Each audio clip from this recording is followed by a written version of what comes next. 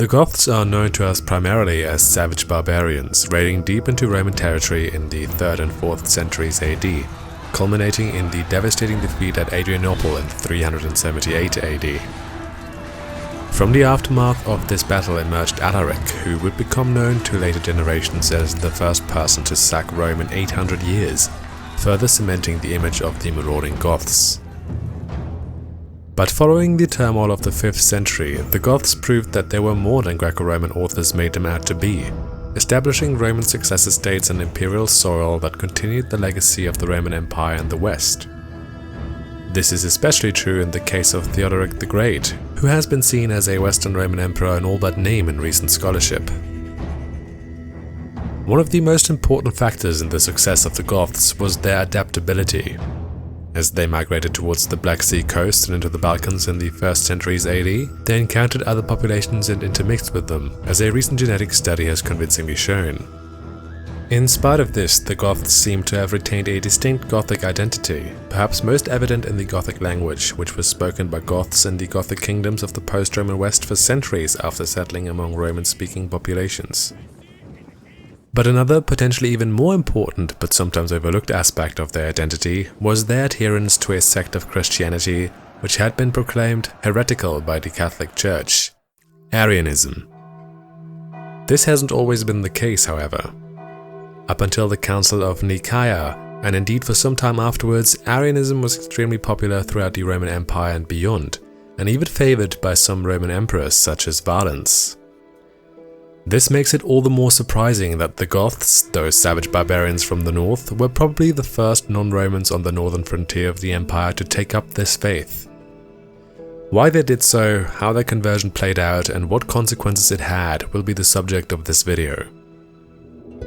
As previously mentioned, the Goths had established themselves on the northern Black Sea coast and in the northern Balkans by the 3rd century AD. From there, they conducted raids deep into Roman territory, and not just over land, but remarkably also across the Black Sea and into Anatolia, devastating parts of Cappadocia and Galatia.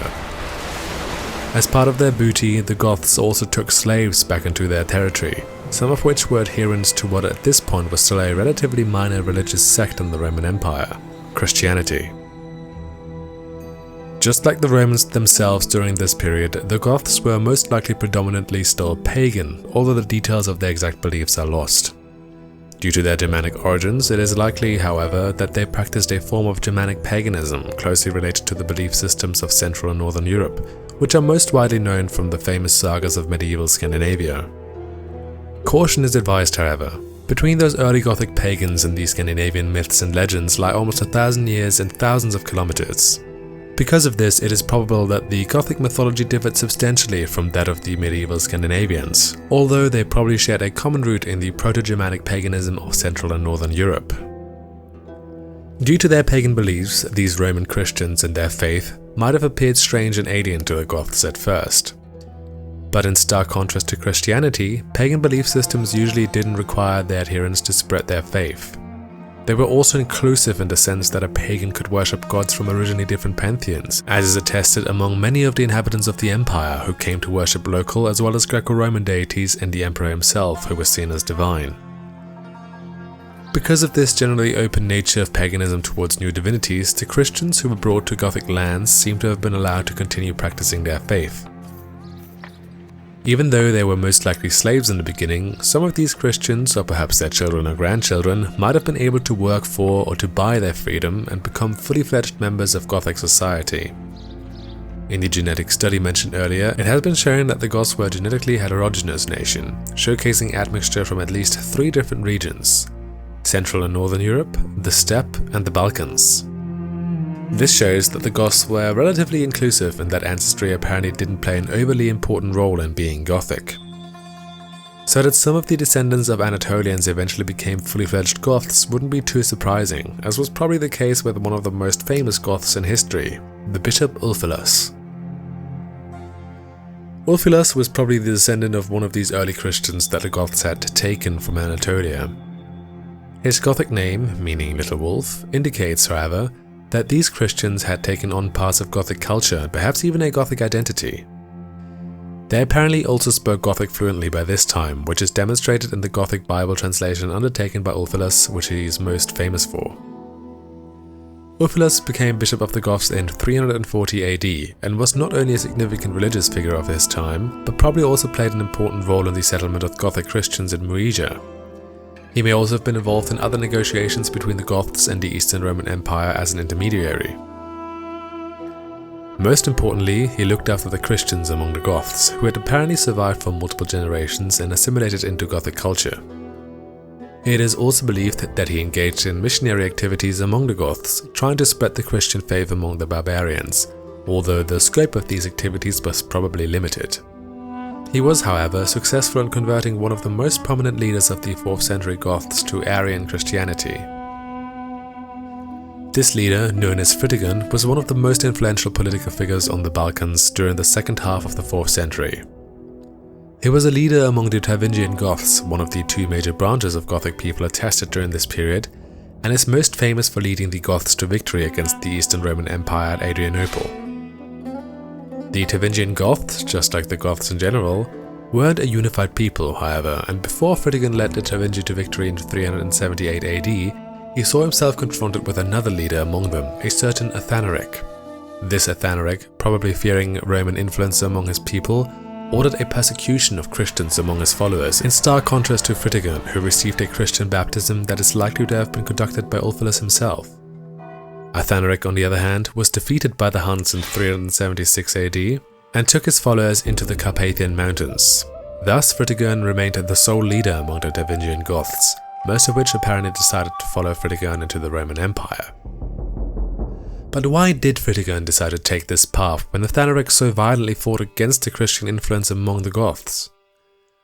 Most modern interpretations of this early conversion to Christianity do not necessarily see an actual change in Fritigern's spirituality as the main motivation, but rather a politically motivated alignment with the elites of the Eastern Roman Empire, who were themselves mostly Arian Christians at this time. Through his conversion to this particular denomination of Christianity, Fritigern hoped for better diplomatic relations with the empire and thus a political and military advantage over his rival, Athanaric. The conversion to Arianism was possibly even contractually regulated as a condition for Vardon's support against Athanaric, and could be seen as an act of missionary activity by the Eastern Roman Empire if this was actually the case. Of course, it is possible that personal motives also played a role in Fritigern's conversion, but this interpretation is extremely speculative, as there are no preserved statements from Fritigern himself on this matter. Therefore, based on the sources available and the circumstances in which Fritigern found himself, cold political calculation is the most probable motive for Fritigern's conversion. Even though this act brought Fritigern closer to the Eastern Roman elite and helped him secure passage into the empire, ultimately it was to no avail, in the abhorrent conditions in which his Goths had to live after being allowed to settle within the Eastern Roman Empire eventually forced them to rebel, leading to their confrontation with the Romans at Adrianople. Despite this betrayal by the Eastern Romans, Arian Christianity continued to spread among the Goths. But how was this facilitated? In other cases, such as the famous conversion to Catholicism by the Frankish king Clovis, many of the king's closest followers followed him into the new faith. Although it is not attested if this happened in Fritigern's case as well, it surely sent a signal to other Goths, probably leading to many others converting to Arian Christianity as well. This would explain why, by the time of Alaric, just one generation later, most of the Goths that he led out of the Balkans seem to have been Arian Christians, and their faith seems to have become an important mark of Gothic identity, in contrast to Roman Catholicism. This is not only true for Alaric's Visigoths, but also for Theodoric's Ostrogoths, as well as for other East Germanic groups such as the Burgundians and the Vandals. In the case of the latter, this even led to the religious persecution of Catholics.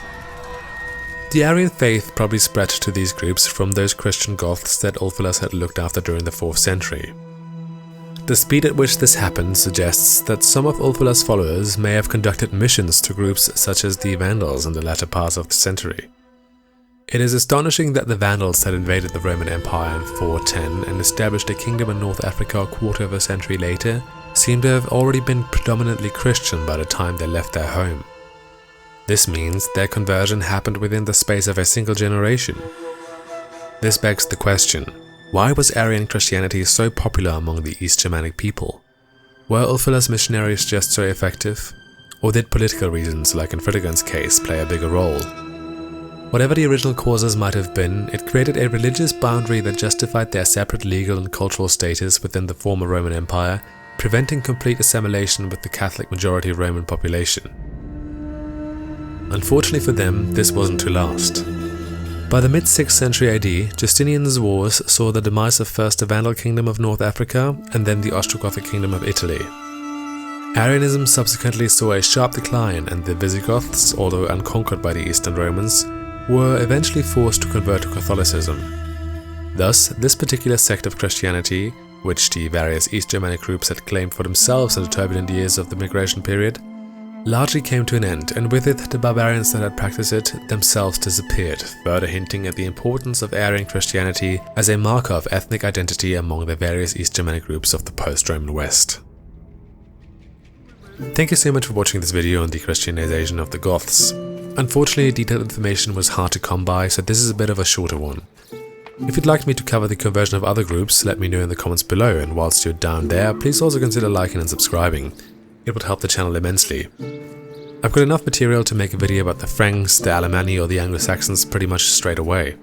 And if you'd like to support my research, consider becoming a Patreon member to get early access to my videos, to the scripts, and to full-length academic essays written by yours truly.